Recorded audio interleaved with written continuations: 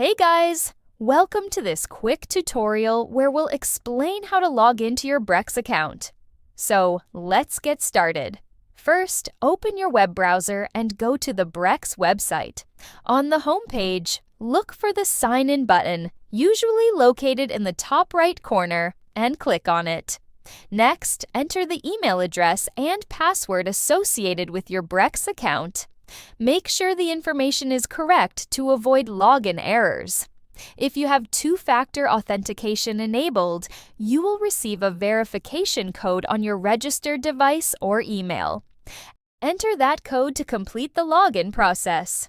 Once done, you'll be redirected to your Brex dashboard, where you can view your card balances, transactions, and manage your account settings.